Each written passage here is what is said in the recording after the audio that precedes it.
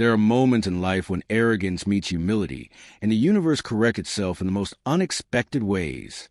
This is the story of Marcus the Hammer Sullivan, a street fighter who built his reputation on broken bones and shattered egos, who thought he'd seen every type of opponent the world had to offer. He was wrong, dead wrong. On a quiet Tuesday afternoon in a small-town diner, Marcus made the worst mistake of his life. He challenged a 72-year-old man sitting alone in a corner booth, peacefully eating apple pie. The old man's name was Chucknorris, though Marcus didn't know that yet. What Marcus also didn't know was that within the next 10 minutes, his entire worldview would crumble, his pride would be demolished, and he would learn a lesson that no amount of street fights could have ever taught him. This is the story of what happens when someone who thinks they're unbeatable discovers they were never even in the game. The morning had started like any other for Marcus. He woke up in his cramped apartment above the boxing gym on 5th Street, his knuckles still tender from the fight 3 nights ago. Another victory. Another opponent who talked big and fell hard. Marcus looked at himself in the bathroom mirror, admiring the defined muscles in his shoulders, the scar above his left eyebrow that he wore like a medal, the cold confidence in his dark eyes. At 28 years old, he'd fought in underground circuits across 3 states, built a reputation that made grown men think twice before making eye contact, and accumulated a collection of stories that he told again and again to anyone who'd listen.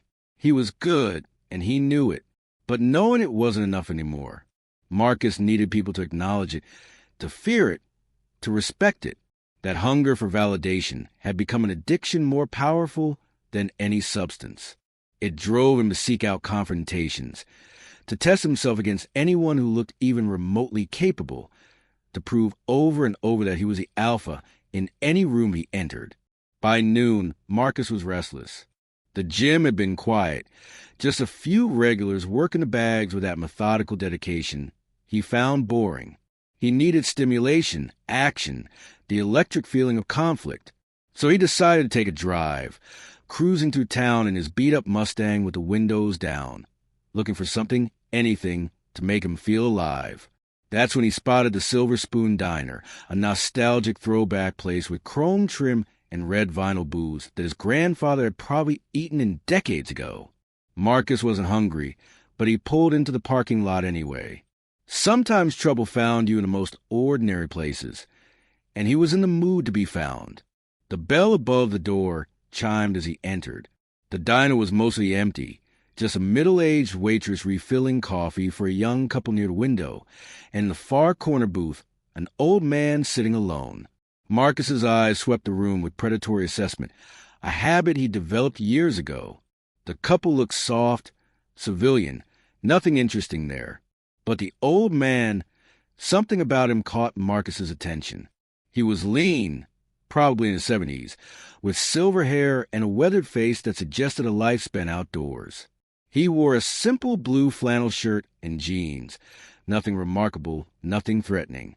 He was eating apple pie with the slow, deliberate movements of someone who had nowhere to be and all the time in the world. There was a stillness about him that Marcus found oddly irritating, like the calm surface of water that hides unknown depths. Marcus slid into a booth near the counter, ordered coffee he didn't want, and found himself watching the old man. There was something in the way he sat, perfectly upright but completely relaxed, that didn't fit with his age. Most elderly people Marcus had seen carried the weight of years in their posture, stooped shoulders, careful movements. But this man looked like he could stand up and walk out without the usual groaning and joint popping that came with age. The old man seemed completely unaware of Marcus's attention, or perhaps he was aware and simply didn't care. That indifference stoked something dark in Marcus's chest. He was used to people noticing him, reacting to him, being intimidated by the barely contained violence he projected. This dismissal felt personal. Marcus's phone buzzed. A text from Jimmy, one of his sparring partners, asking if he wanted to hit the gym later. Marcus ignored it. His attention was fixed on the old man, and an idea was forming, a terrible idea fueled by boredom and ego and that constant need to prove something. The old man finished his pie, wiped his mouth with a napkin, and took a slow sip of water. His movements had a kind of grace that Marcus associated with dancers or maybe Tai Chi practitioners. People who moved like their bodies were instruments they'd spent lifetimes learning to play.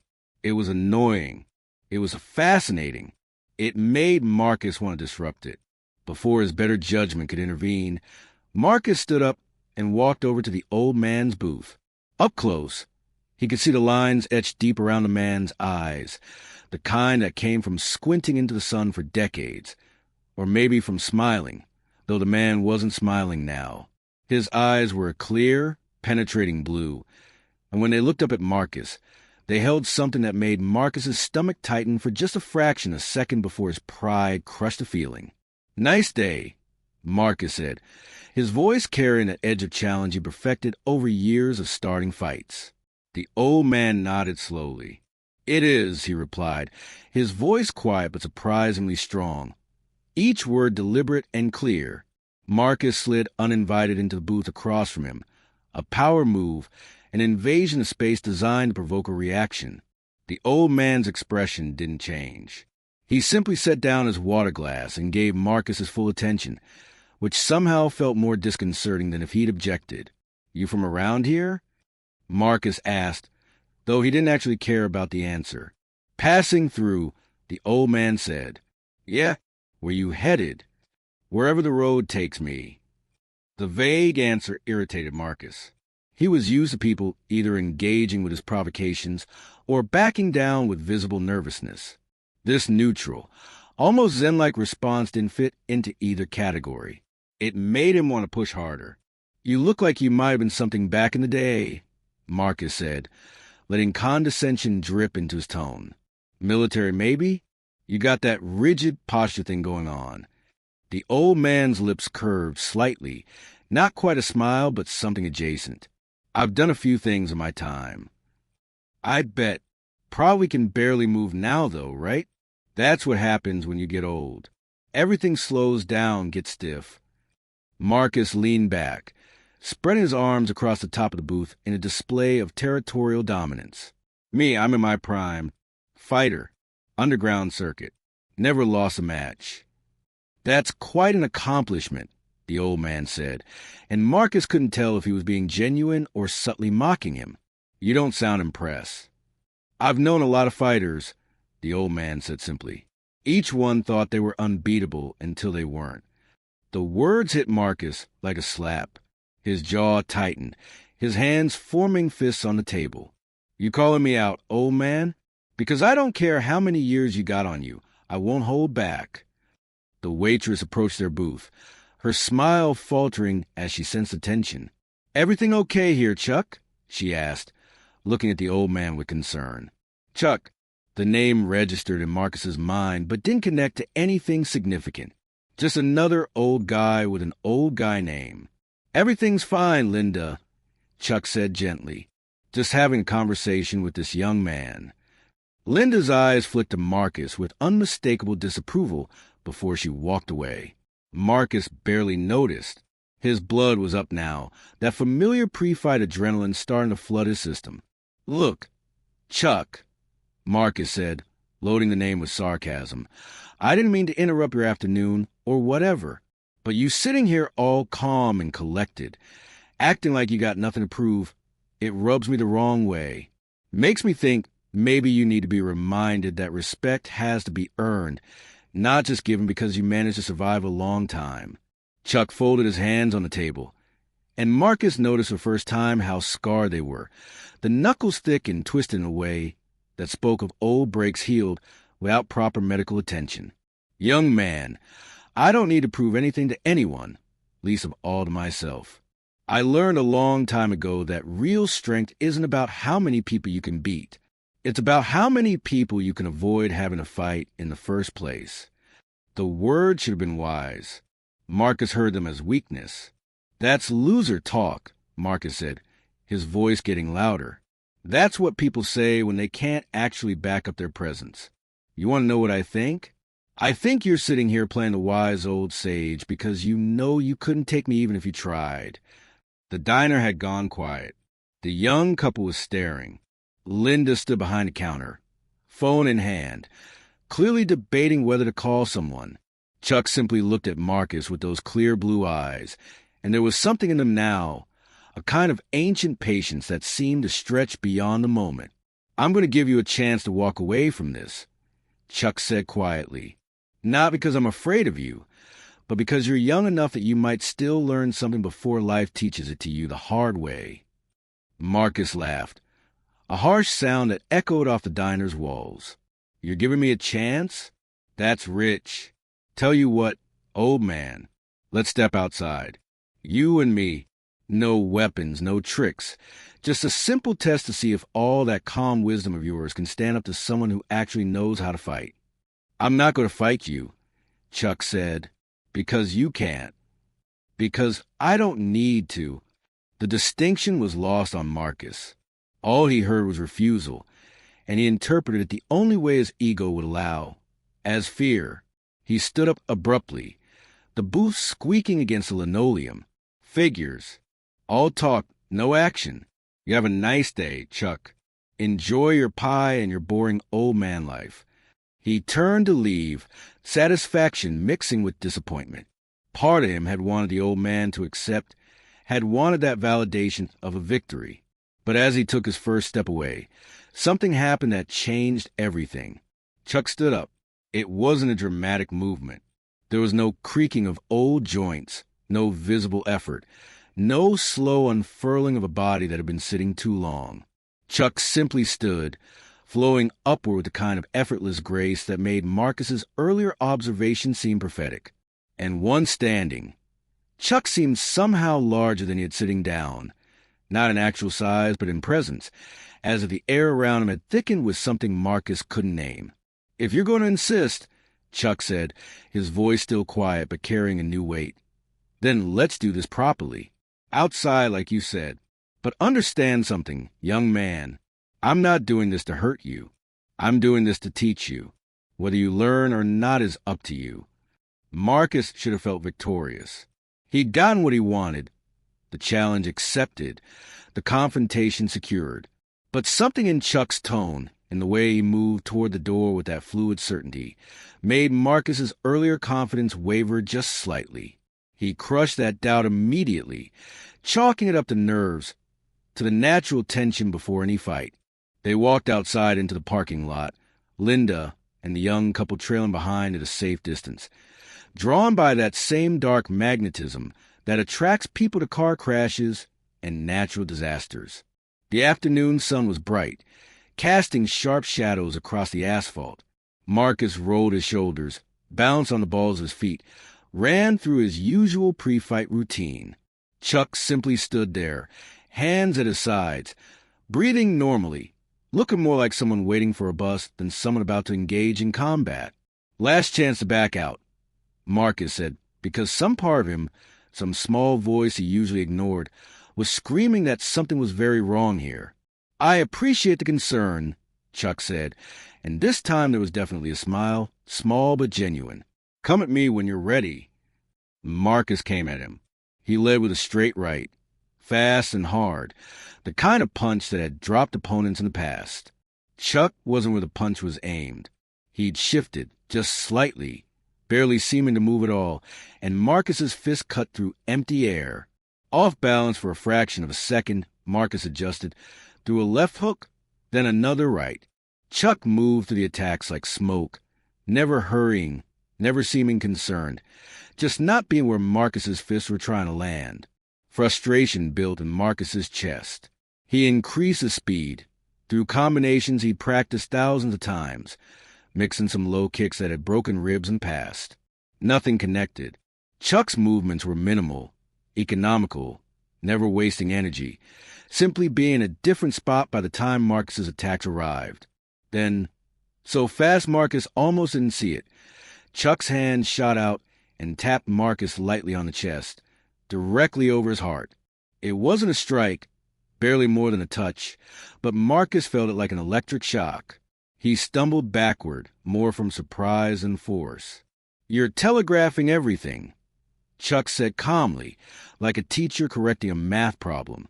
"I can see what you're going to do before you do it." The comment ignited Marcus's anger. He charged forward, abandoning technique for raw aggression, throwing everything he had. And then Chuck stopped retreating. He stepped in, closer than should have been possible given Marcus's assault, and suddenly Marcus felt his feet leave the ground. The world spun. The blue sky flashed past his vision. He hit the asphalt hard, the impact knocking the wind from his lungs. Chuck stood over him, not even breathing hard, offering a hand up. "That's enough," he said. But it wasn't enough. It couldn't be enough. Marcus's entire self-image was crumbling. His reputation built on dominance and victory was being dismantled by an old man who moved like water and struck like lightning. He ignored the offered hand, rolled his feet, tasted blood in his mouth from where he'd bitten his tongue. "Again!" Marcus snarled. What followed was less a fight and more an education in the difference between knowing how to fight and truly understanding combat. Marcus threw everything he'd learned, every dirty trick, every powerful technique. Chuck dismantled it all with an ease that would have been humiliating if Marcus had possessed enough self-awareness to recognize it. Every attack was redirected. Every charge was turned into a loss of balance. Every moment of aggression became a lesson in how out of his depth Marcus truly was. And through it all, Chuck never truly hurt him. Every takedown was controlled. Every counterstrike was measured. When Marcus found himself on the ground for the fourth time, breathing hard, muscles burning, reality finally crashed through his ego's defenses. He stayed down.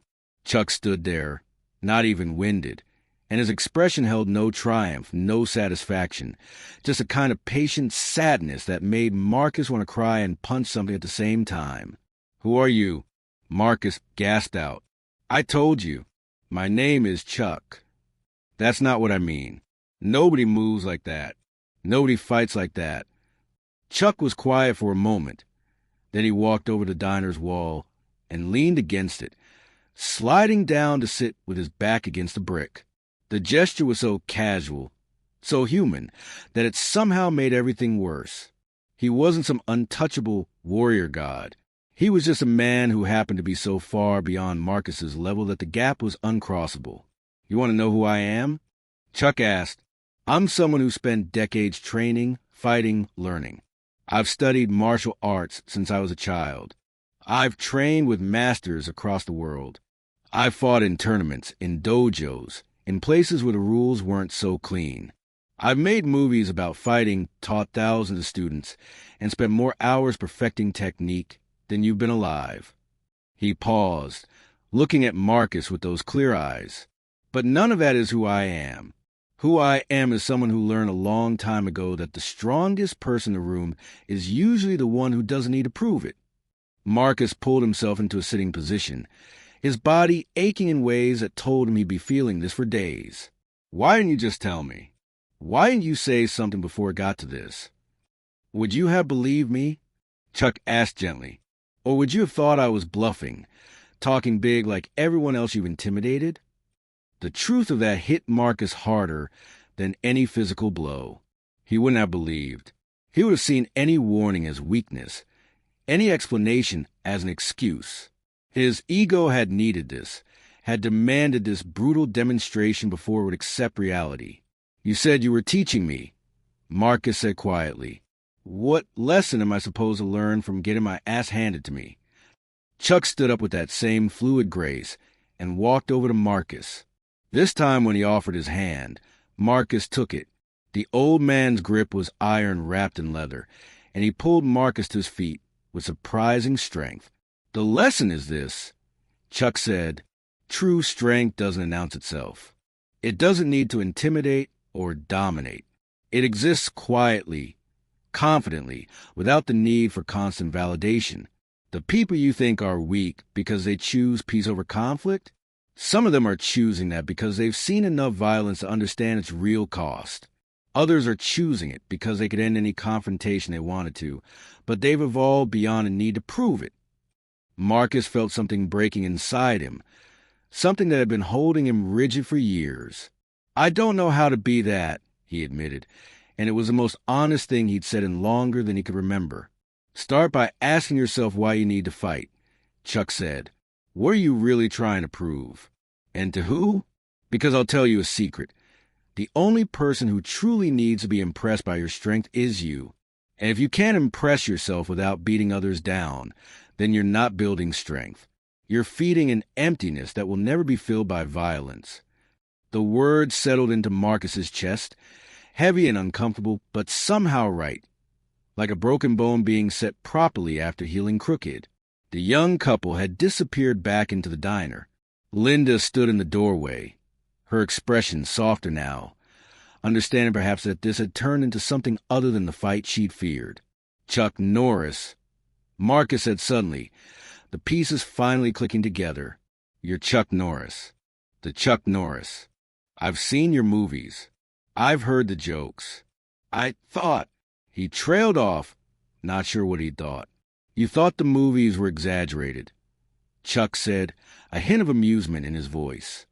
Some of them were, but the skills weren't. I've been doing this since before your parents were born, and I'm still learning, still training, still trying to be better than I was yesterday. That's the real secret. It's not about being the best fighter. It's about being the best version of yourself. They stood there in the parking lot for a long moment, the afternoon sun warming the asphalt, a slight breeze carrying the smell of coffee and pie from the diner. Marcus felt different, like something fundamental had shifted in his understanding of the world. He'd come here looking for a fight, for validation, for another story to tell about his dominance. Instead, he'd found something he hadn't known he needed. Perspective. Thank you, Marcus said, the words feeling strange in his mouth. He couldn't remember the last time he'd genuinely thanked someone. Chuck nodded, that small smile returning. You're a good fighter, Marcus. I could tell that. You've got natural talent, and you've trained hard. But talent without wisdom is just potential waiting to be wasted. Use what happened here.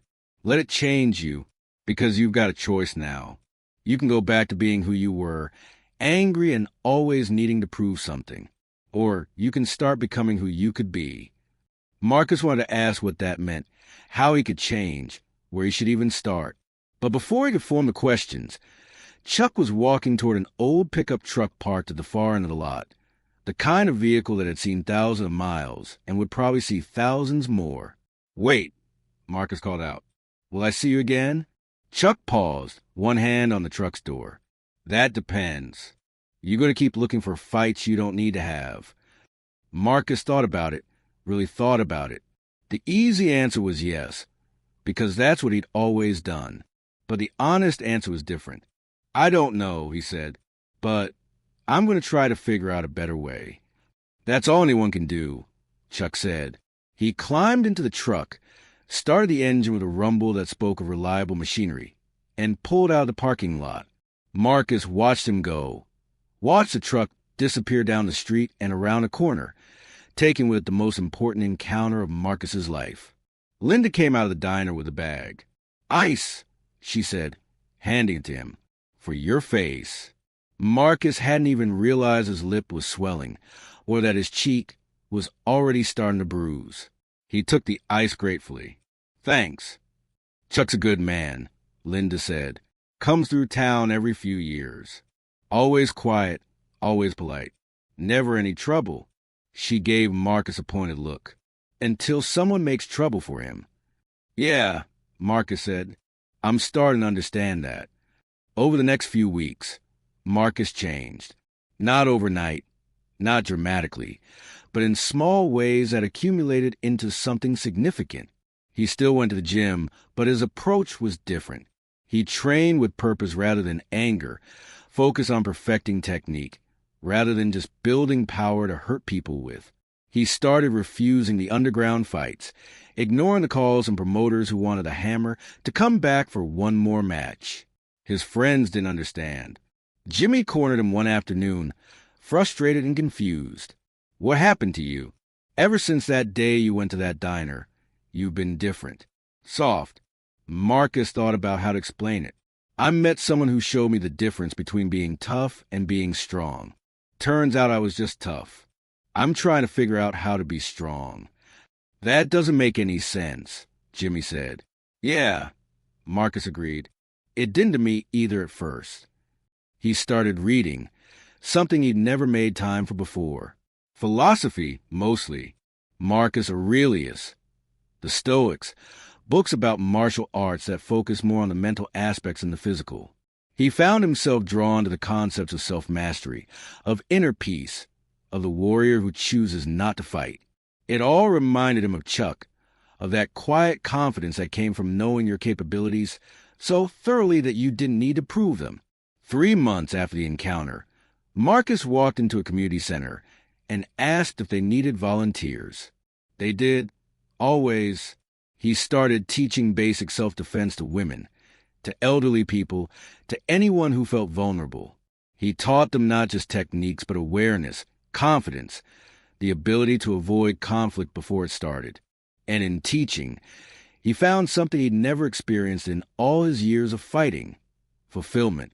One evening, working with a group of teenagers who reminded him too much of his younger self, angry and looking for outlets in all the wrong places, Marcus shared his story. He told them about the diner, about Chuck, about learning the hardest lesson of his life on a sunny parking lot in front of people who'd watched him get humbled. The thing is, Marcus said to those kids who hung on his words because he was real, because he'd been where they were, I thought I was strong because I could hurt people.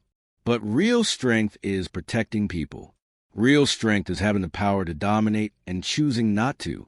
Real strength is being so secure in who you are that you don't need everyone else to acknowledge it. One kid, a 17-year-old named Devin with the same chip on his shoulder Marcus had carried for years, raised his hand. But what if someone challenges you? What if someone disrespects you? You just let them. Marcus smiled, understand the question because he'd asked it himself so many times. Depends. If someone's trying to hurt you or someone you care about, you stop them. That's protecting. But if someone's just talking, trying to get a rise out of you, proving themselves by making you react, walk away. Because here's the secret they don't want you to know. The moment you refuse to play their game, you've already won. They're trying to drag you down to their level, and you're just not going there. The lesson continued, and Marcus felt something he'd never felt in the fighting ring, like he was building something instead of breaking it down. Years passed. Marcus opened his own gym, not focused on creating fighters, but on building character through discipline and training. He specialized in teaching people who've been victims, helping them find their power not through aggression, but through confidence. His reputation changed. He was no longer the hammer, the guy who'd never lost a fight. He became someone better, a teacher, a mentor, someone who'd transformed his own darkness into light for others. He never forgot Chuck. How could he? That encounter had become the pivot point of his entire life, the moment when everything changed. Sometimes, late at night, Marcus would wonder if Chuck knew what kind of impact he'd had. If he understood that by choosing to teach rather than simply defeat, he'd saved Marcus from a path that led nowhere good. One day, a kid came into the gym with a picture on his phone. Coach, you ever heard of this guy? Chucknorris?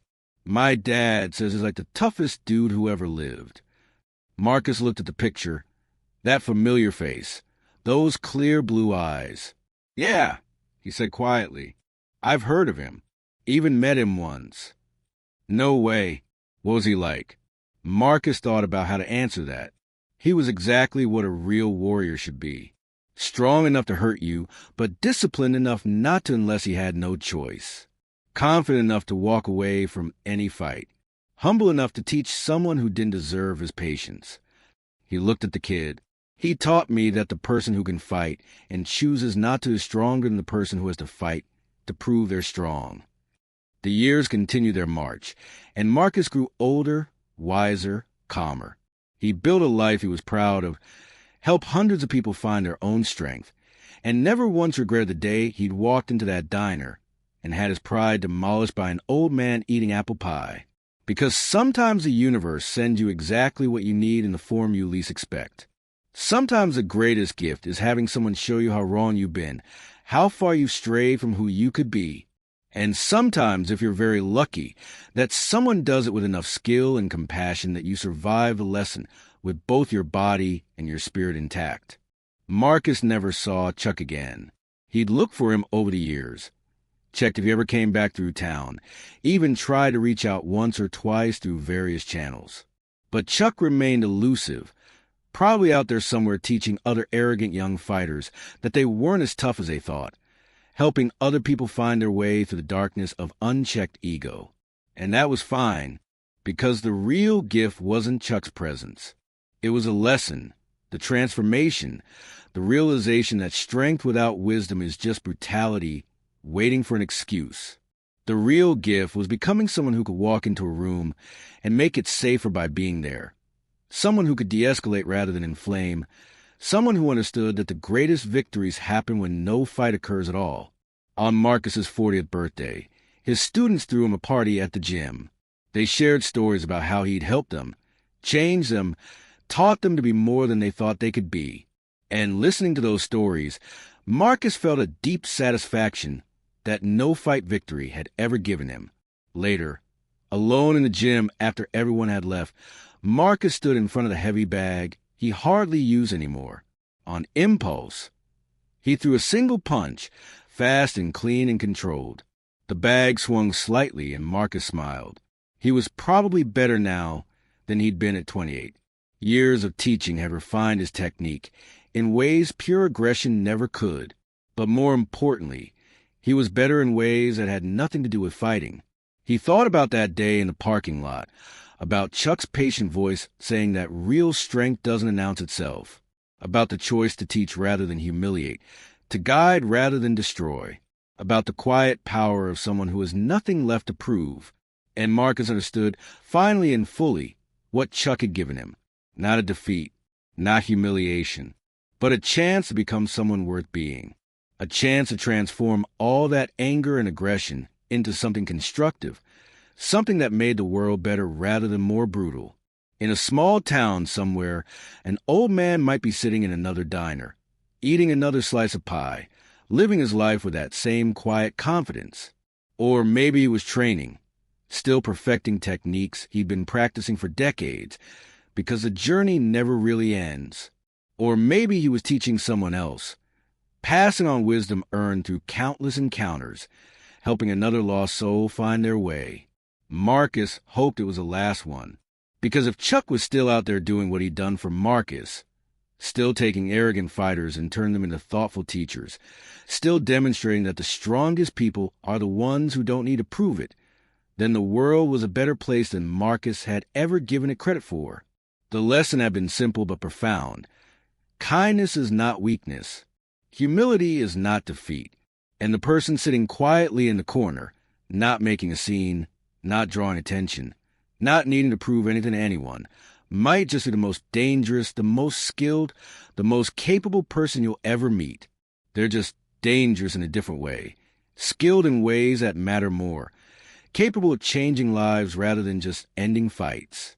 Marcus locked up the gym and walked out into the cool evening air, feeling at peace in a way his younger self never could have imagined. Somewhere out there, Chucknorris was living his life, probably never thinking twice about that day in the parking lot, because for him it had been just one of countless times he'd chosen teaching over dominating. But for Marcus, it had been everything. The day his life split into before and after. The day he learned that losing a fight could mean winning at life. The day he discovered that real strength whispers while fake strength shouts. And if Marcus ever did see Chuck again, he knew exactly what he'd say. Thank you for seeing who I could be when all I could see was who I was. Thank you for caring enough to teach instead of simply destroy. Thank you for showing me that the greatest warriors are the ones who fight for peace, not for glory. Because that's the truth nobody tells you when you're young and angry and convinced that power comes from dominating others. The truth is that power means nothing without purpose. Strength means nothing without wisdom, and victory means nothing without honor. The truth is that the person who walks away from a fight they could win is braver than the person who picks every fight they can find.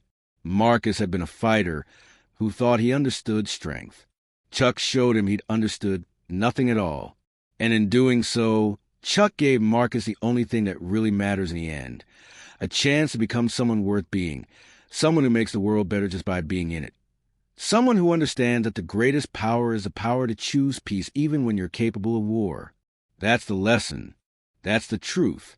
And that's why the quiet old man eating apple pie in a corner booth will always be more dangerous, more powerful, and more important than the loud young fighter looking for someone to challenge.